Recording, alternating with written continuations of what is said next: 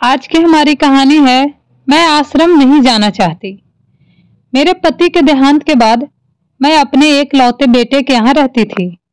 मेरी बहू का एक अलग ही रूप मुझे देखने मिला, साथ ही बेटे का भी। दोनों को मन में क्या है मैं अच्छे से जानती हूँ। वो चाहते हैं कि मैं वृद्धा आश्रम चली जाऊं। उनके जाने के बाद मुझे यह सब देखना और सुनना पड़ेगा, इसका मुझे अंदाजा भी नहीं था। पर मैं मन मार कर अपने बेटे और बहू की बातें सुनकर भी यहाँ रहती हूँ, क्योंकि मुझे मेरे पोते और पोती दिखाई देते हैं। उनकी झलक पाकर मुझे सुकून मिलता है। मेरी बहू को कोई दिक्कत नहीं हो, इसलिए मैं घर के बाहर रहती हूँ। बेटे ने थोड़ी मेहरबानी की है तो उस पर टीन की चादर लगवा दी है। समय समय पर थोड़ा राशन दे देता है तो मैं अपना बनाकर खा लेती हूँ। मैंने अपने बेटे को कह दिया है, मेरी वजह से उन दोनों को कोई प्रॉब्लम नहीं होगी। बस मुझे यहीं रहने दे, इसी घर में मुझे मर जाने दे। मैं बस यही चाहती हूँ। मैं अपने आप को खुशकिस्मत समझती हूँ कि मेरे बेटे और बहू कम से कम मेरे लिए इतना तो कर रहे हैं। मेरा बेटा सुबह 9 बजे नौकरी जाता है और बच्चे भी उसी समय स्कूल जाते हैं। फिर शाम को 6 बजे मेरा बेटा वापस आ जाता है। बच्चे 3 बजे आते हैं। उन्हें आते जाते निकलते देख मुझे बड़ा सुकून मिलता है। मेरे पति के दोस्त थे, उनकी पत्नी का भी स्वर्गवास हो गया है। उस समय पर वो हमारे घर पर आया करते थे। उनसे हमारे अच्छे रिश्ते थे। उनका घर हमारे घर से थोड़ी दूरी पर था। पैरों में समस्या हो गई थी, ठीक से चल भी नहीं पाते थे। वो बड़े दिनों बाद मेरे यहाँ आए। मुझे उन्हें देखकर अच्छा लगा। उनका भी हाल मेरी तरह ही था। बच्चे अब उनसे भी परेशान थे।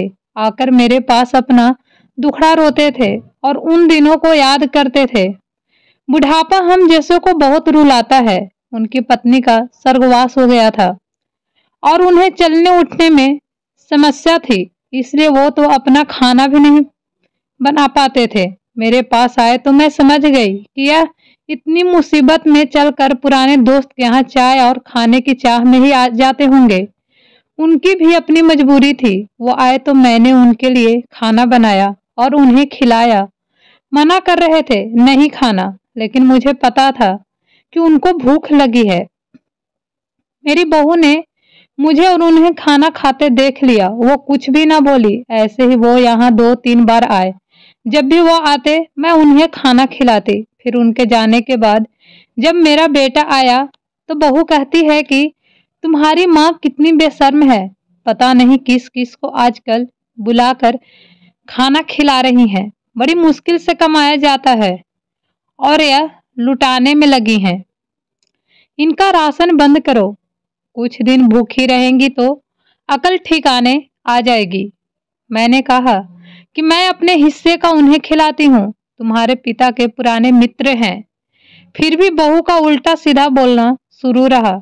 घर के बाहर रहकर इनको आजादी मिल गई है, पता नहीं क्या क्या करती हैं।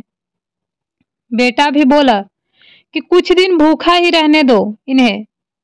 मुझे मेरे बेटे ने घर के पीछे सीढ़ी के पास ले जाकर बैठा दिया। कहा कि अब यहीं बैठो। मेरे तो अब आंसू भी सूख गए थे। अगले दिन मुझे खाना नहीं मिला।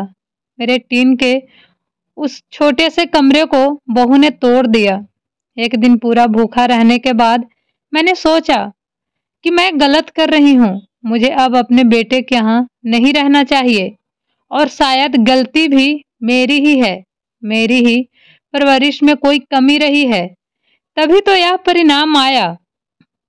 अगली सुबह मैंने अपने बेटे को कहा कि मुझे वृद्धा आश्रम छोड़कर आ। अब मैं तुम दोनों को ज्यादा परेशान नहीं करना चाहती। बहू ने कहा कि एक दिन भूखी रही तो अकल ठिकाने आ गई ना। बेटे के चेहरे पर भी अजीब सी खुशी दिखी। जल्दी से तैयार हो गया मुझे छोड़ने के लिए। बहू कह रही थी आज की छुट्टी ले लो, यहीं आसपास मत छोड़ाना, कहीं 3 दिन में वापस आ जाए। मैंने अपनी बहू से कहा कि बेटी चिंता मत करो, मैं अब नहीं आऊंगी। मैंने अपने पोता पोती को गले लगाया। मुझे पता था कि अब मिलना नहीं हो पाएगा। बेटे को भी चाहती थी कि एक बार जी भर के गले लगा लूं, लेकिन वो बोला, चलो जल्दी करो। मैंने बहू को कहा कि बेटी अपना ध्यान रखना। मेरा बेटा मुझे छोड़ आया। वहां आकर मैंने देखा कि मेरी तरह कई हैं, थोड़े दिन उदास रहते हैं, फिर सच को स्वीकार कर लेते हैं।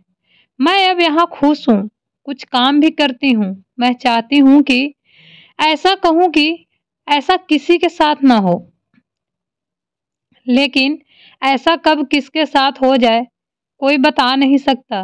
लेकिन माँ बाप को ऐसे समय के लिए भी तैयार रहना चाहिए। बस बच्चों को पाल कर बड़ा कर दो, उनसे कुछ उम्मीद मत रखो। अगर आपको ये कहानी पसंद आए तो मेरे चैनल को लाइक एंड सब्सक्राइब ज़रूर करो। Thank you so much.